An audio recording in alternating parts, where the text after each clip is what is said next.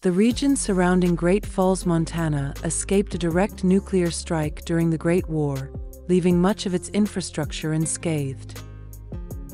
However, the ensuing period, known as the Maddening, saw a severe scarcity of resources, prompting regional militias to prey upon settlements. The swift and devastating raids brought ruin to smaller communities. In retaliation, the Blackfoot and Sioux nations banded together to shield these communities. They engaged in guerrilla tactics, systematically weakening the raiders over several years, leading to a decisive victory at Battle Gorge, where the raiders' forces were destroyed. Subsequently, the focus shifted to fostering a secure community dedicated to mutual aid and the restoration of a thriving society. A renaissance of ancestral customs and a harmonious relationship with the land became the foundation of this new alliance. As the High Elder of the Enclave of Terra, you are charged with guiding the community to become a beacon of stability and prosperity within the Council of the 10 Towns. Hey everyone, this is Keith and welcome to the Solo Gamers Club. Tonight we're going to travel into the future as we join a ragtag group of post-apocalyptic survivors who have established a colony along the banks of the Missouri River in present-day Great Falls, Montana, as we play Fallen Land from Fallen Dominion Studios. In this playthrough, I'll be using the first edition. I purchased the first edition back in 2018, along with the Journey into Darkness expansion, and I loved the game from the first time I played it. However, I'm strongly considering upgrading to the new second edition. This new edition seems to offer enough improvements to justify the upgrade.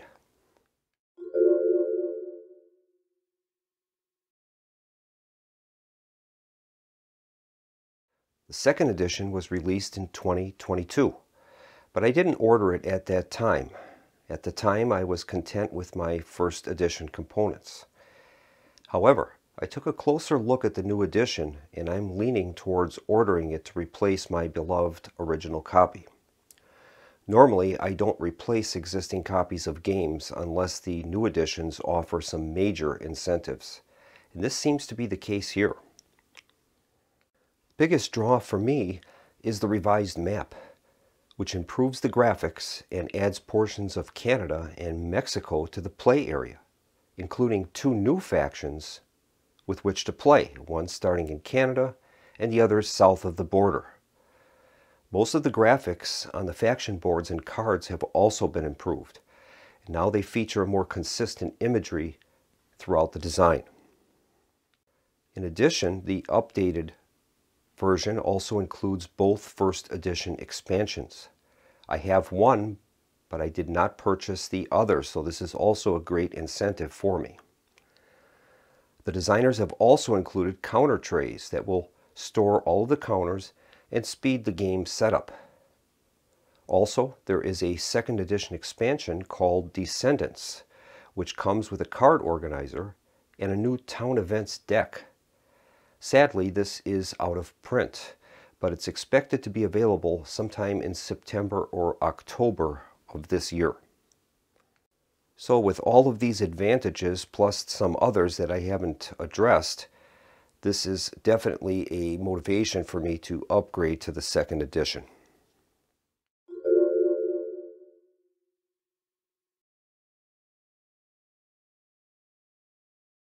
For this playthrough, I randomly selected the Enclave of Terra, and will begin in Great Falls, Montana. Our faction perks include Hunter's Instincts. Begin the game with the Compound Hunting Bow Spoils card, which we have displayed here. Next is Diplomatic Connections. Each time you are the first player, subtract 2 from your town events roll. And since we are going to always be the first player in solo play, that benefit will be active. So we'll be subtracting 2 from our town events rolls. That's great. We're also wily. Our party gains +1 during fight rolls. Then we have Kismet.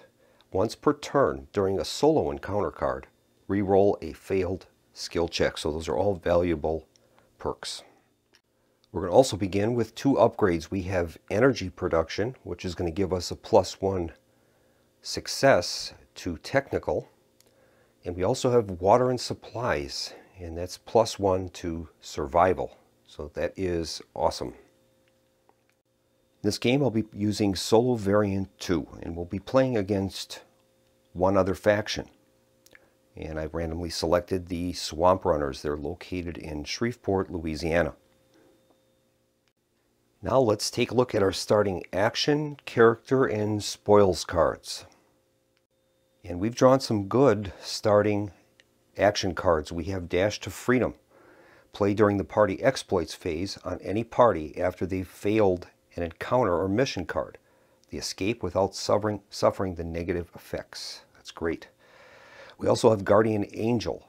Play anytime to succeed at a non-combat skill check, or play anytime to prevent the death or loss of a character. Very powerful. Then we have Reinforcements. Play anytime. Increase the difficulty of a combat skill check by 1, or add 1 success to a combat skill check made by a party or NPCM. This effect lasts for the duration of the player versus player encounter or mission. So those are great action cards. Now let's take a look at our starting characters. First one is Warren Ripley, Jack of all trades. I'm a resourceful Jack of all trades. Ignore all jinxed cards when drawn. Instead, assign them to a target of your choice as listed on the card. Then gain 2 spoils cards. Well, that's pretty good.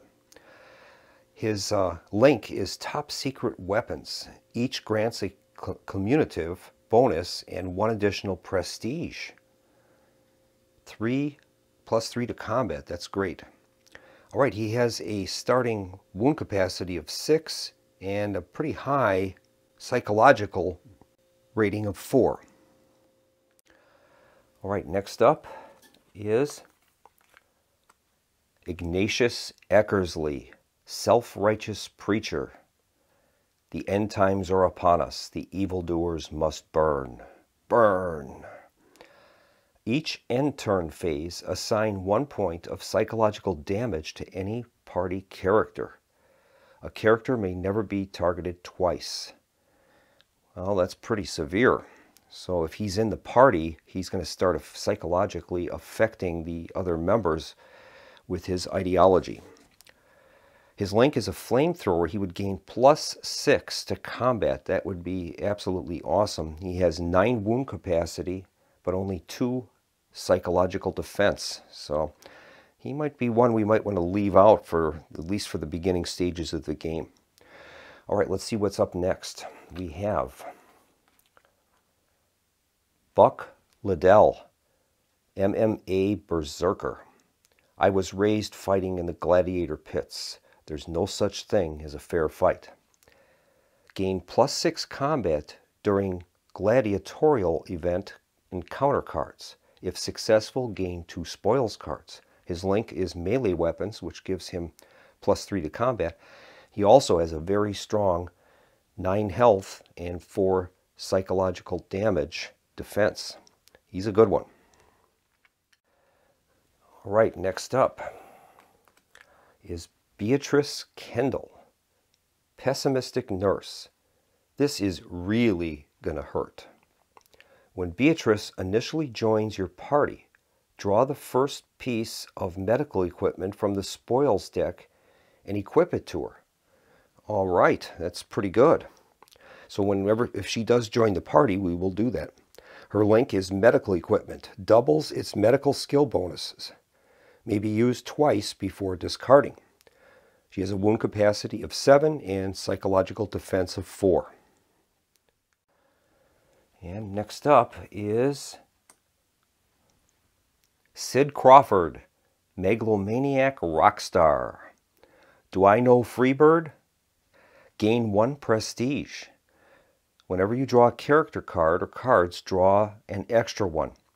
As the son of Herman Crawford, gain 10 salvage coins if they are reunited in the same party. He has a wound capacity of 6, psychological defense of 4. All right. And finally, we have Alton Goldwater, weathered old farmer. Without me, you couldn't.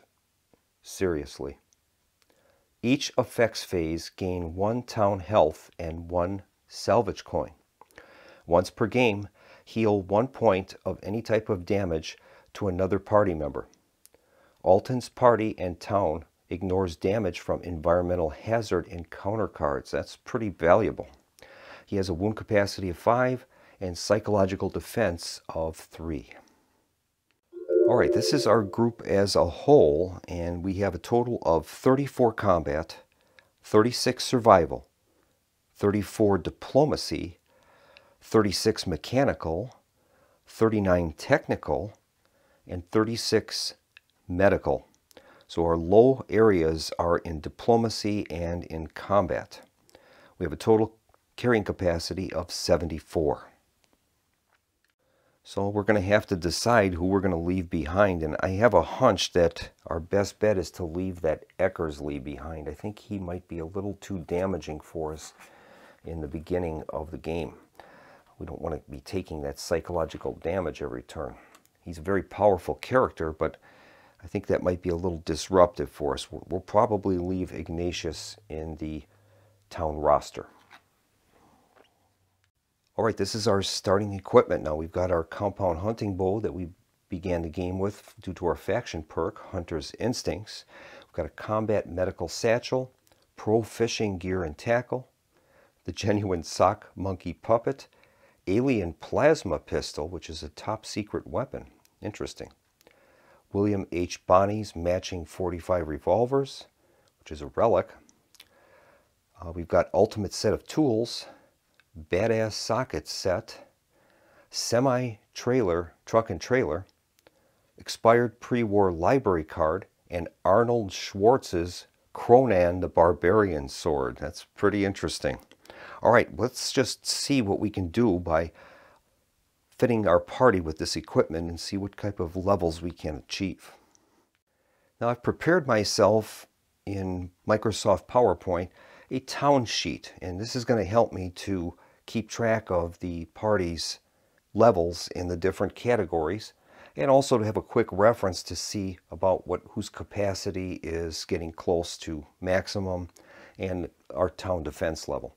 What I've done now is I have broken the first column, combat, into 2. We'll have our total combat and then the melee ability of that character. The melee ability is very important because many of the cards will refer to your melee combat ability, and that's only using melee weapons. So it's very important to make sure that each of the characters, if we can get them a melee weapon, would be very good. So that's what this sheet is going to help me with. So what I've done now is I've laid out the party members that we're going to be using, and we'll take care of the special ability by Beatrice Kendall. It says when Beatrice initially joins your party, draw the first piece of medical equipment from the spoils deck and equip it to her. So we're going to do that. All right, first piece of medical equipment that we've drawn is crate of medical supplies, and that is a stowable item, which is good. Now this has a capacity, carrying capacity of 7 it's going to use up, so for the time being we have to equip that to Beatrice. But what we can do, anything stowable we can put onto the vehicle, which would be a very good place to store that. I took a little time now and I've dispersed all of our equipment to our 5 players, and I was able to get 3 links for their special link abilities. I've got the melee weapon for Buck Little, and that's going to give him the +3 to combat. I've got the top secret weapon, which gains +3 to combat and grants 1 additional prestige, which is great. We've got Beatrice Kendall, and she's got that medical bonus, which is great. We also get +1 prestige from Sid Crawford. So we'll account for those things at the start of the game. I also put several stowable items on the semi-truck.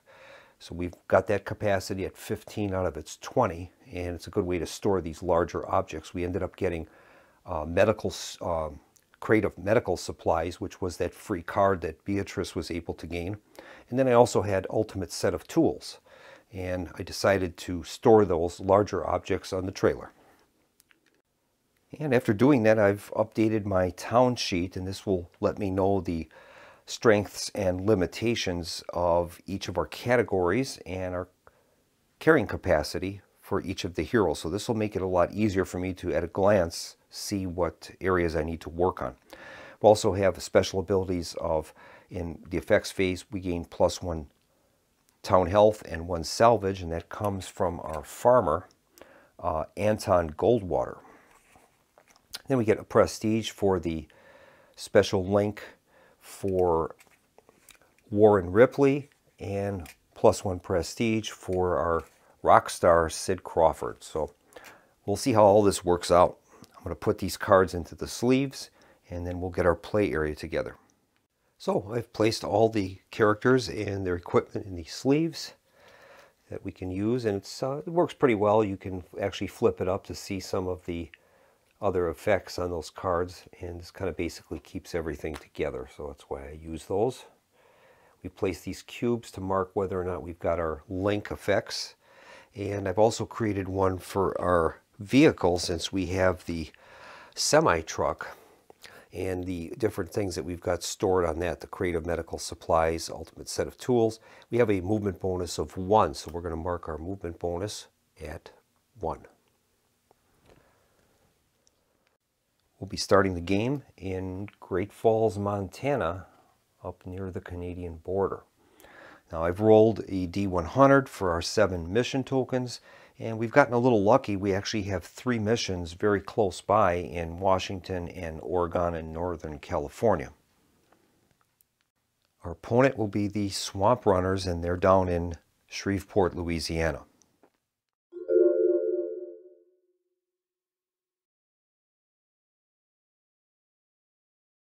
So the game is set and we're ready to play. Now we're going to begin with our starting items. We were able to acquire +2 to prestige, so we're going to mark our prestige up to 3.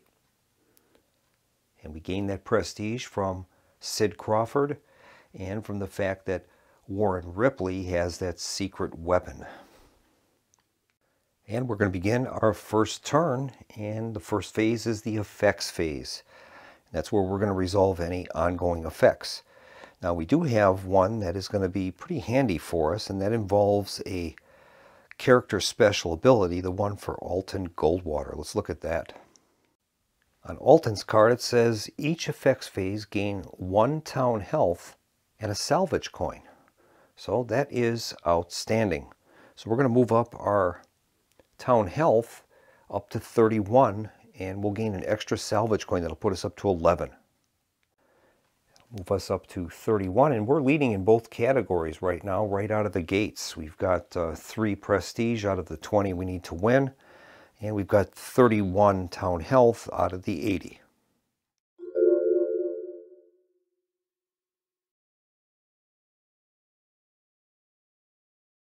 All right, we'll move on to the next step, and that's our town business phase.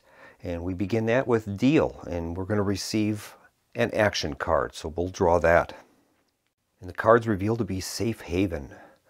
Play during the party exploits phase. Move your party to the nearest neutral starting town and heal all forms of damage, returning your party to full health. They may not be targeted by any action cards or attacked in player versus player for the remainder of this turn.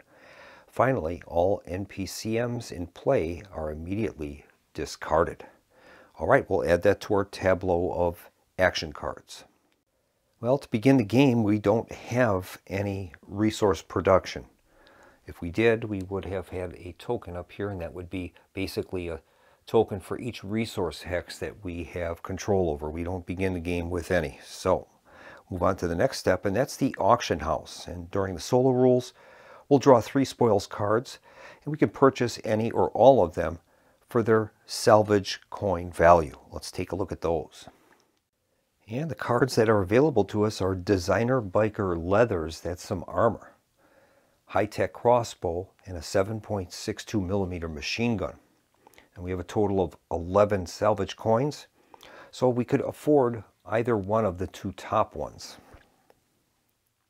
And I think the purchase of that armor might come in handy. That only has a cost of 6.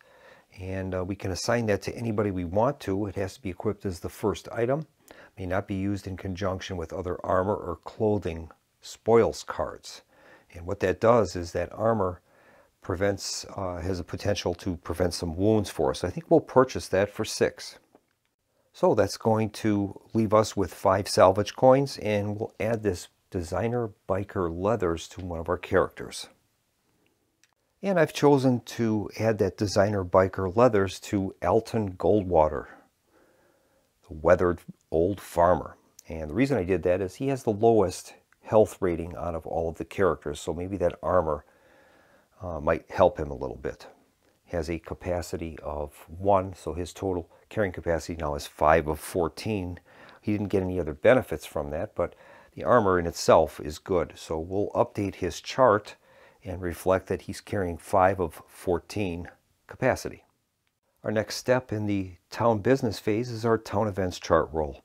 We're going to make a D10 roll and consult the town events chart and see what the effect is on us.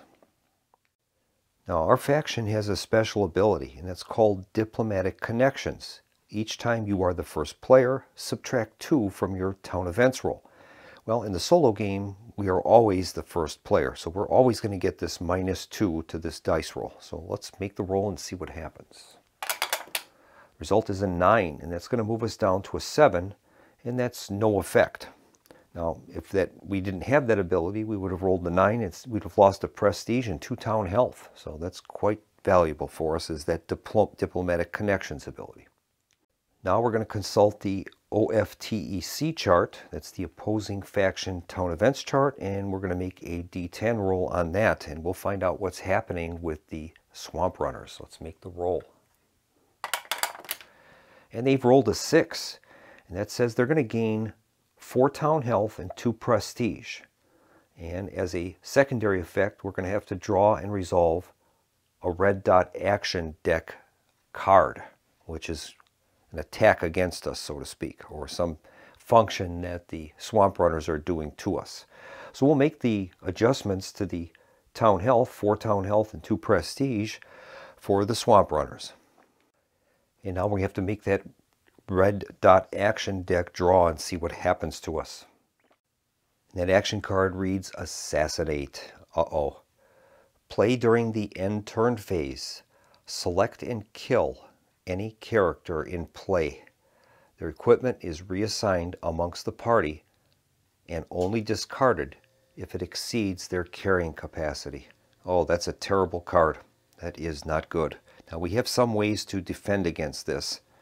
And first up is I have this Guardian Angel card that we can use. And that says play any time to succeed at a non-combat skill check, or play any time to prevent the death or loss of a character. So we do have a way to mitigate this at least. So that isn't played though until the end turn phase, so we'll keep that off to the side. I have a little rack here that I use to store any of those continuing cards that are in play or continuing into play, and hopefully I'll remember to glance over here and examine that. But in this case, this Assassinate card is played there, and we have to resolve that during the end turn phase. So I'm going to try to get in the habit of glancing up at that rack while we're executing each of the steps, and hopefully we won't forget those cards. Next up is our financial period, where we can sell items or purchase town upgrades. In this case, there's really nothing that I want to sell. We have a total of 5 salvage coins, so I think we'll just hang on to those, and we'll move on to the next portion of the phase, and that's our party exploits phase. During the party exploits phase, we're going to move our token around the map and head to specific locations that we can explore and hopefully have encounters at that are going to earn us prestige and town health. I think a good way to start out with is to probably try to secure a resource somewhere. The nearest resource we've got is in the eastern portion of Montana, and I think we could head there. It might be a good start for us. So I think we will probably begin with a move deed. That'll spend 1 week of our total of 4 that we have in the month. And to keep track of the number of weeks that we have available to us, I'm going to use these wood chits that I've got, and we'll just keep those on our player card. And then as we burn those weeks for actions during the month, we'll just simply remove one. So we're going to start with a move deed. We'll take one off. That leaves us with 3. And we'll see how we can do on this move deed. Move deed is very simple. We're going to roll a d6, and we'll add in our movement bonus that we've got. And we'll have that many movement points available to us. Here's the roll. We rolled a massive 1. Okay, so that gives us a total of 2 movement points.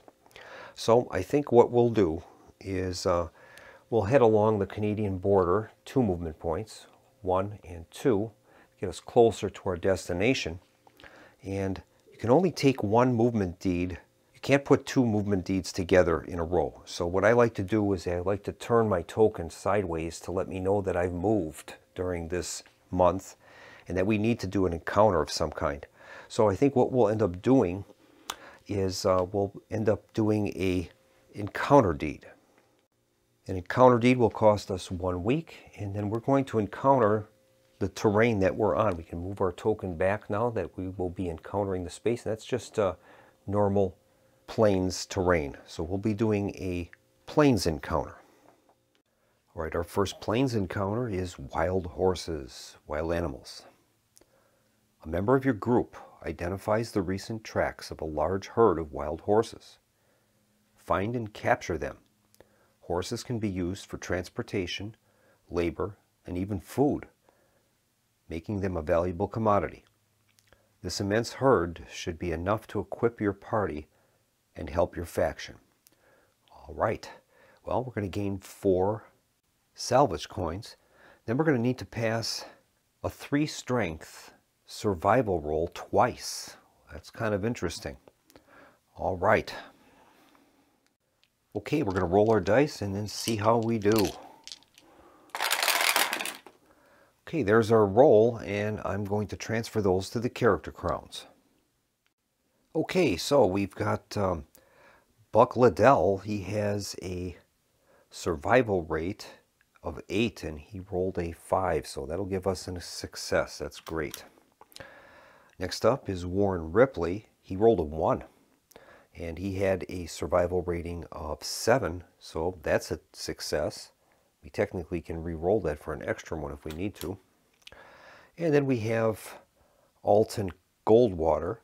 His survival rating is 11, so he would gain 1 automatically, and then he would fail the second one. So we've got enough to pass that first one, so that's great. Not to mention we gained a success automatically from our water and supply, so we easily passed that previous one, and we'll have to do it again. Okay, so we'll start out with an automatic success in survival, and we'll roll our group again. And there's our roll, and we'll lay those out.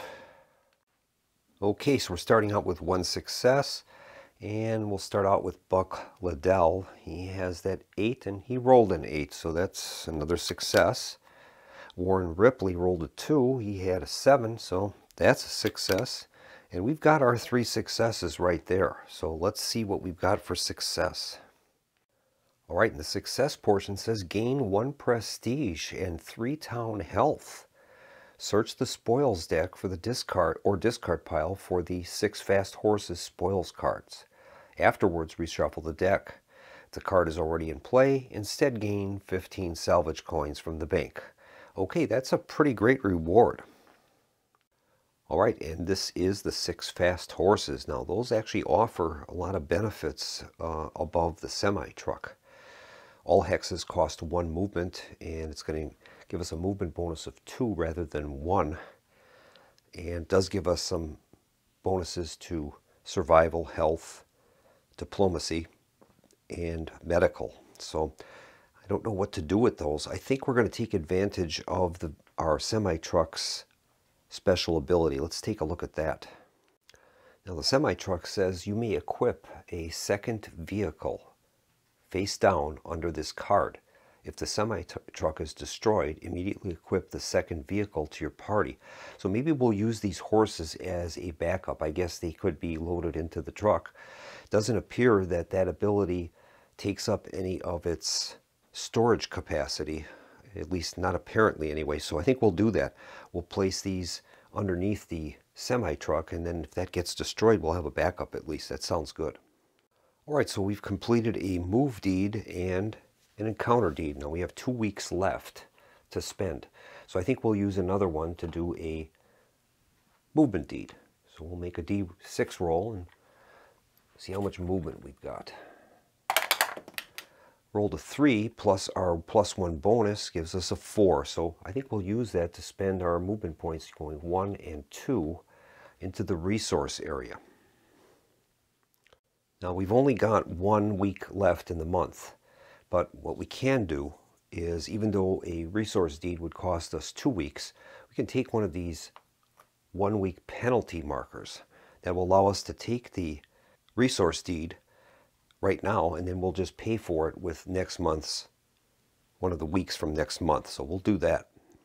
Now for a resource deed, we can pick any terrain type that we want. So I think we'll just go with a plains card, and we'll see what that has to say. And the card is titled Downright Annoying. One of your party members has become increasingly reckless, obnoxious, and untrustworthy. Recently, this companion was caught stealing rations and ammo, then tried to lie about it to the rest of the party. Worst of all, on several recent occasions, their antics have endangered the lives of everyone. The rest of you have decided it's time for the offender to go, one way or another. Roll a 1d6 for a random character crown. A 6 or empty crown is re-rolled. All right, that's not so good. So we're going to gain 2 salvage coins. That's going to bring us up to a total of 11. Then we're going to have to make a roll for a random character crown and see who the troublemaker is. Okay, here's the roll. Roll is a 1, and that's Buck Liddell. It's one of our best people. Oh no. All right, so does this mean that we make our roll but exclude that character? It doesn't say that, but I would imagine that that's probably true. You couldn't use his, in this case we have to do a diplomacy check. If he was the culprit, he wouldn't be adding to the diplomacy. So I guess we'll have to do it with just without the red character crown, I would imagine. That's going to be pretty hard. We need 5 successes. Okay, here is the roll. Okay, that's our roll, and we'll see how we did. Okay, so we're excluding Buck Liddell. We didn't use his dice for anything because he's the character in question. I think that makes sense. So we'll start analyzing this. We've got Warren Ripley. His diplomacy is 9. He rolled a 1, so that's going to give us 1 success. Alton Goldwater has a diplomacy of 7. He rolled a 2. That's another success. Sid Crawford has diplomacy 6. He rolled a 2. That's our 3rd. And Beatrice Kendall has a diplomacy of 8, 9, 10, 11. That gives us 1, and she didn't get the extra 1. Then we also have a 1 rolled for our semi-truck. That gave us, it had a diplomacy of 4, and we rolled a 1. That's our 5th one. We passed it. It's amazing. And the success portion reads, discard this character and their equipment. Then draw a new character and 3 spoils cards. You kick them out. Unfortunately, they've taken the equipment with them. However, later that week, you recruit a replacement. Okay. So we're going to lose Buck Liddell. That's unfortunate. He also is going to take his Arnold Schwartz's Conan the Barbarian sword, badass socket set, and pro fishing gear and tackle. So we'll see what we get for replacements for him. And the replacement is the game's designer. It's John Longren himself. Leader of a secret organization. Wow. Okay, well, he's going to come with a luxury SUV, a 5.56 millimeter assault rifle, and jugs of moonshine. Very interesting. So I guess we're going to send this vehicle back to the auction house, and we'll keep the other equipment that Mr. Longren came with. Sounds pretty good. Okay, so we have successfully completed that encounter that allows us to place one of our control markers underneath our marker, and we're going to gain control of that resource hex. That'll move up our resources for the town. That's great. And we've got our first level on our resources track. That's fantastic. There's our new character. It's kind of interesting having the game's designer as a member of your party. He does have the link for the assault rifle or submachine gun because he has the 5.56 millimeter assault rifle, so that's great. Okay, we'll move on to the end of turn phase, and we've got to resolve this red dot action card. It says assassinate. Play during the end turn phase. Select and kill any character in play. Their equipment is reassigned amongst their party and only discarded if it exceeds their carrying capacity. Well, we're going to play this Guardian Angel action card. And that says, play any time to prevent the death or loss of a character. So that will fully resolve that card, and we've taken no ill effects. That's great. All right, that's going to complete our first turn, and currently we have a total of 4 prestige to the Swamp Runners 3, and we're tied at 34 for our town health. And we'll begin our second turn.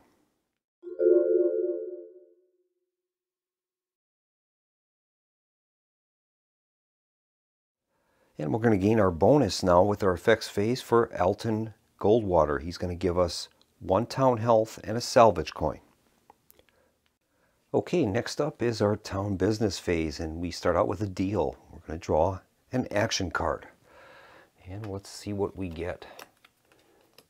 And we've got Lady Luck is golden. Play any time to change a single 10 die roll to a 1 on any skill check, or play any time to save a character from death. They have 1 health remaining. That's pretty good. We'll add that to our tableau of cards. Next up is our resource production. We're going to gain +1 to town health, and we're going to gain a salvage coin. So that's going to bring us up to a total of 13 salvage, and we'll increase our town health now up to 36. So that's good.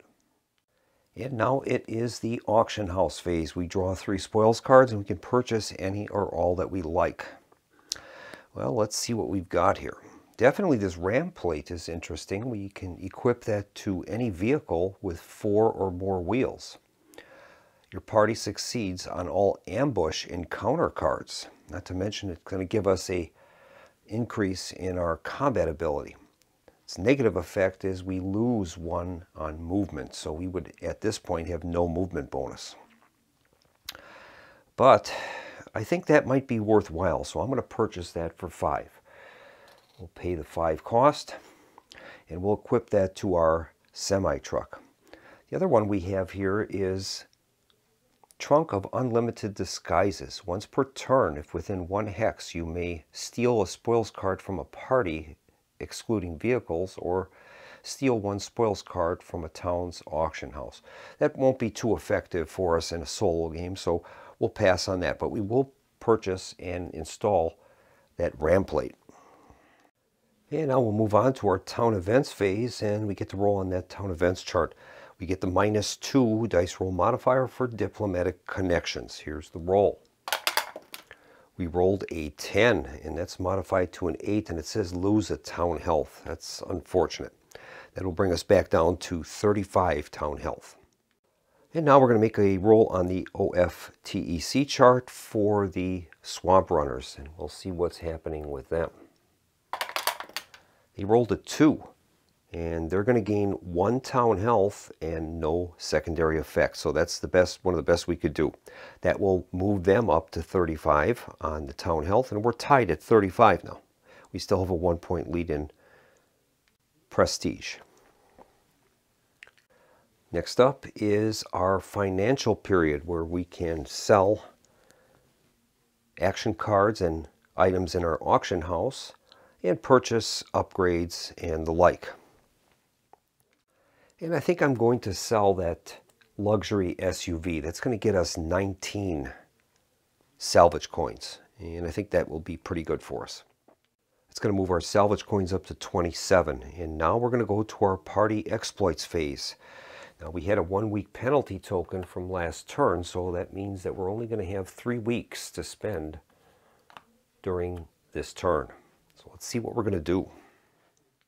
Well, we have another resource here. That's, I think, the nearest one, or this one in Kansas, whatever. I think that would be Kansas.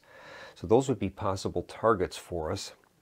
And I would like to try to make our way back towards these 3 mission tokens. The other ones are in the Southwest and in Florida and in South Carolina. So those are pretty far away. So let's think about what we want to do here.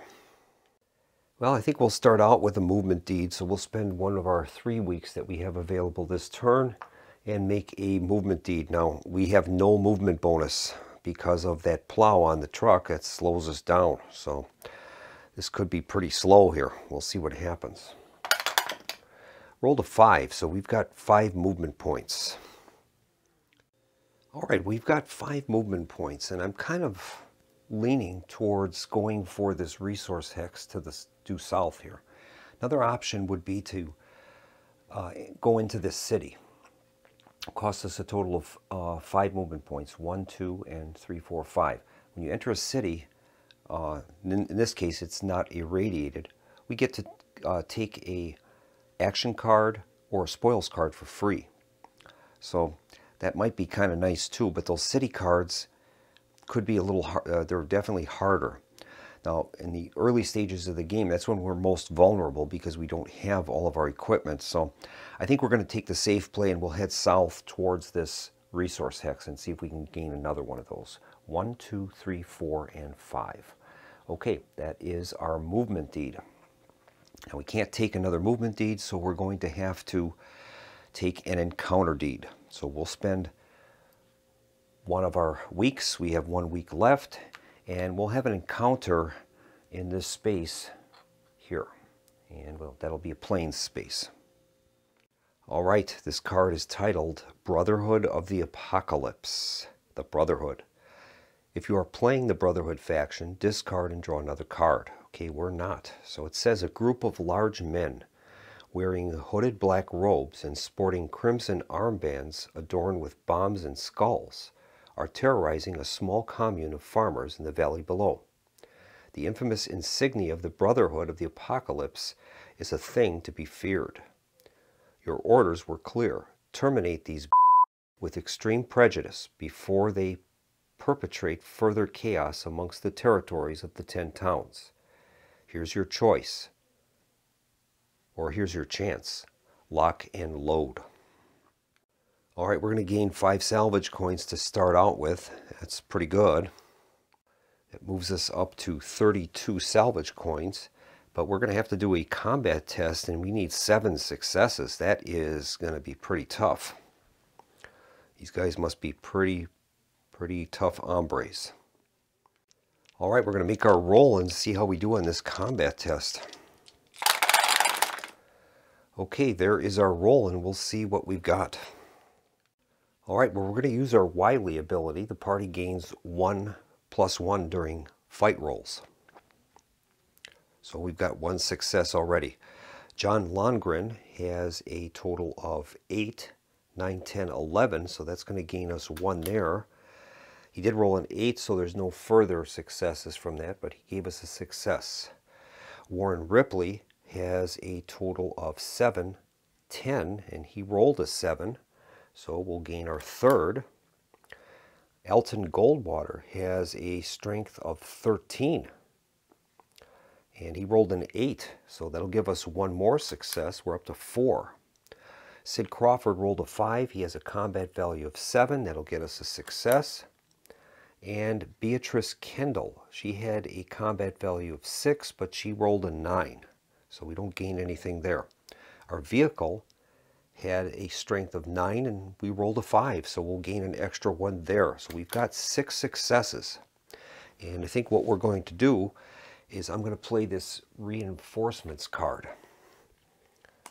And that says, add 1 success to a combat skill check made by your party or NPCM. The effect lasts for the duration of the player versus player encounter or mission.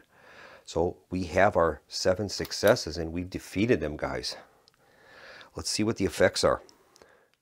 And the success portion says, the Brotherhood members retreat with hostages into a plantation-style house. Their desperate last stand forces you to fight hard for each room, systematically eliminating the zealots. After the deed, the surviving families regroup, returning your kindness with gear from the fallen enemies. All right, so we are going to gain 3 spoils cards. Now this encounter has the psychological damage icon on it, so evidently encountering these guys has the potential to do some psychological damage to us. And the spoils cards we gained are a snub-nosed .357 revolver. Then we've got a classic all-American car. That thing looks fantastic. Has a value of 19.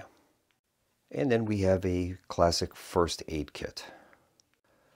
Okay, I've assigned the snub-nosed revolver and the first aid kit to Beatrice, and we've placed the vehicle back at the auction house at our settlement. And now we're going to have to make a psychological test, and that has to do with us interacting with these Brotherhood of Apocalypse people. So we're going to make a roll for each of the characters and compare that with their psych ratings. Okay, here's the psych roll. All right, we'll compare those ratings with what they have. All right, if the roll exceeds their psych rating, they're going to take a psychological damage. So, John Longren rolled a 10 and he only has a 5, so he's going to take a piece of psych damage. Warren Ripley rolled a 1, that's within his limits. Elton Goldwater exceeded his, so he's going to take a psych damage. Same thing for Sid Crawford and Beatrice Kendall. So all of them have psych damage. If you ever accumulate 3 or more, you're done. You've gone pretty much like insane. All right, we have 1 week remaining in the month, and we're going to take a movement deed and we'll move into that resource location.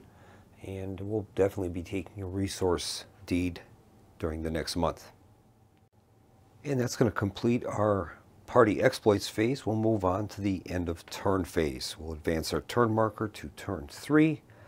And at present, we're winning the race for prestige 4-3. And both sides are tied at 35 for town health.